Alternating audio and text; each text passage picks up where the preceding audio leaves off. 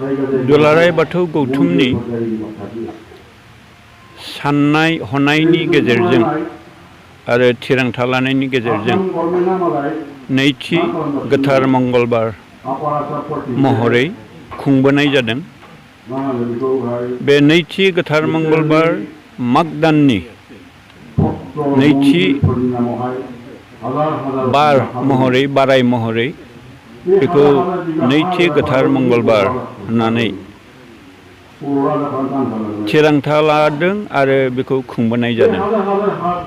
माग दाननि से खालाराव गोदोनिफ्रायनो बर'फोरनि गेजेराव मागो दमासि खुंनाय एबा संक्रान्तिनिफ्राय जागायजेननानै रंजानाय बाजानाय आरो जोंनि मावनायनि फिथाइ माइ बाख्रियाव जोंहा माइ थायो।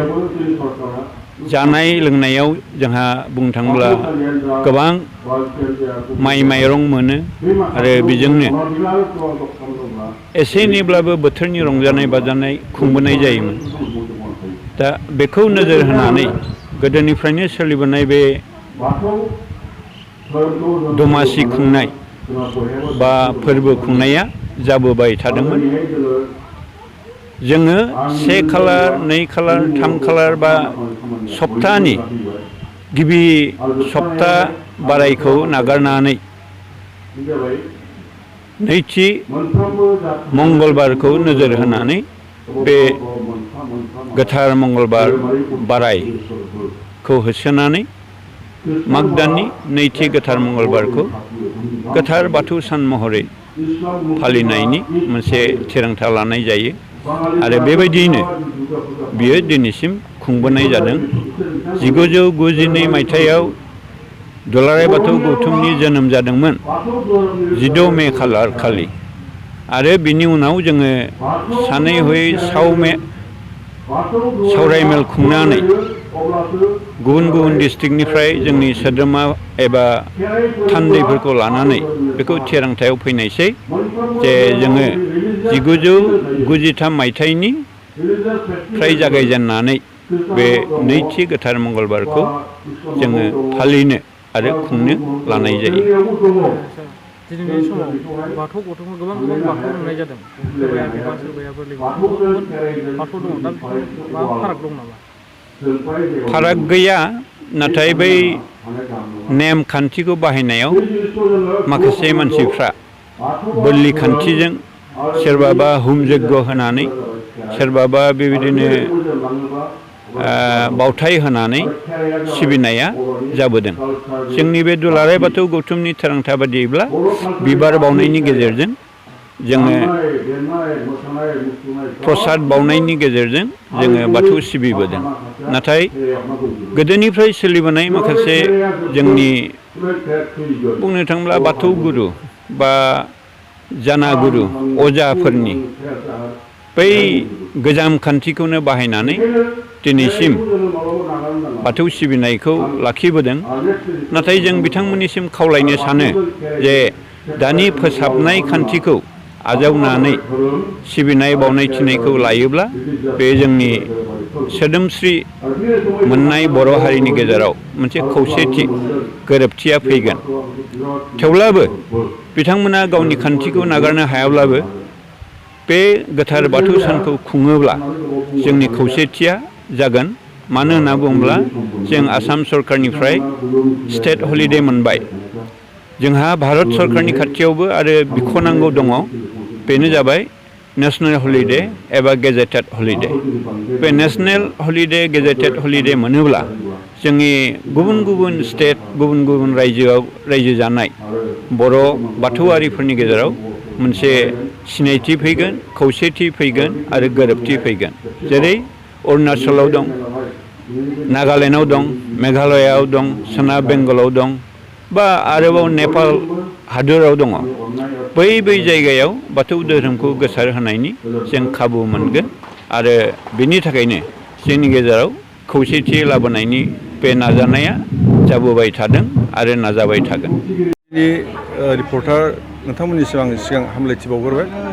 दिनैनि हाबाफारिया जादों जों बर' हारिनि आंगो धोरोम बाथौनि जिथु गोथार सान बे सानखौ जोङो नैबेवहाय फालिनो लादों। गुबैयाव बाथ्राया ओरैबायदि जोङो बिनि थानसालिया बै रेल लाइन सेराव माने निगाजियैनो जों बानायदोंमोन।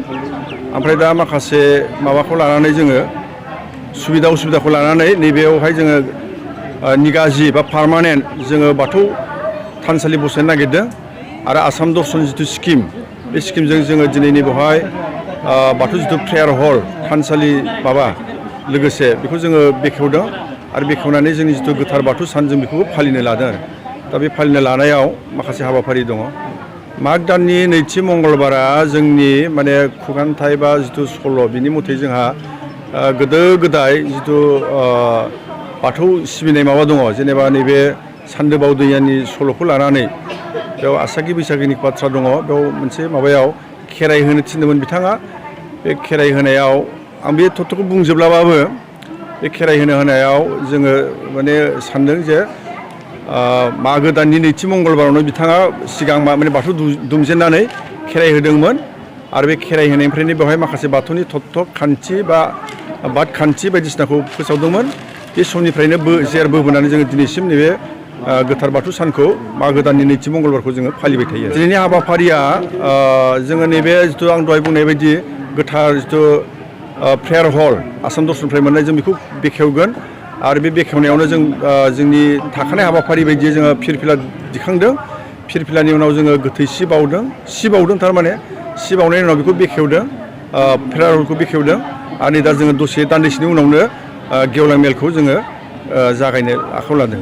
गेवलां मेलाव गाहाय आलासि हिसाबै जोङो जोंनिनो नैबे बाथौनि बिदिनो बर' माने सुबुं दुलाराय बाथौ गौथुमनि आगुनि आफादगिरि दानि बोसोनगिरि पद्मश्री डक्टर मंगलसिं हाज'वारिया दिनैनि गाहाय आलासि। बिथाङा जोंनि बिजिनिबाबो दा क'क्राझाराव थायो आरो लोगोसे जोङो नैबे गेवलां मेलखौ बेखेवनो होनो लादों बड'लेण्ड इउनिभारसिटिनि जिथु एक्स डिरेक्टर मामोनलाय बिबाना मामोन डक्टर दिननाथ बसुमतारिया बेखौ बेखेवगोन आरो जोंहा खाफाला मोजां दिनै नैबे गाहाय आलासिजों लोगोसे सासे इंलेण्डआव थानाय ससियेल वार्कार बर' मानसि प्रबिर कुमार ब्रह्म बिथाङाबो दिनै फैदों। बेबो जोंनि आलासि जागोन आरो बिथाङा ससियेल वार्कार इंलेण्डआवबो थायो आरो जोंनि भारतआवबो थायो आरो। दिनैनि हाबाफारियाव बेसेबांसो बाहागो? जोङो हांख्रायनाय बायदि माने 300सो जोङो लिंहरदों। आसा खालामो 300नि हयथ' एसे बारनोबो हागौ बा बिदिनो जाहैगोन आरो जों दिनैनि माबाखौ हाबाफारिखौ। गोसो गुदुं गलादारफोरनि थाखाय मोनसे मोजां खौरां।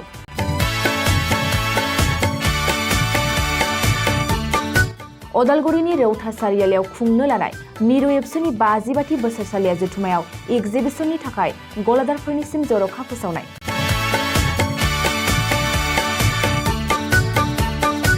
फैगौ 2023 मायथाइनि 26, 27, 28 आरो 29 जानुवारियाव खुंनो लानाय मिरु एबसुनि बोसोरसालिया जथुम्मायावनो बायदि रोखोमनि मुवा बेसादफोरखौ दिन्थिफुंगोन एक्जिबिसन। बे एक्जिबिसनावनो आबादारि, हेन्डलुम, टेक्सटाइल, फिचारि आरो हारिमु बायदि बायदि आयदाफोरखौ दिन्थिफुंनो थांखि लादों बानजाय आफादा। बेनिखायनो गोसो गुदुं सुबुं एबा गलादारफोरा एक्जिबिसनाव गला होफैनो हागोन आरो गला होनायनि सोमोन्दै आबुं बाथ्राखौ मिथिनोब्ला नैबे मबाइल नम्बर 9365245137 आव थोंजों सुलाद लानो हागोन।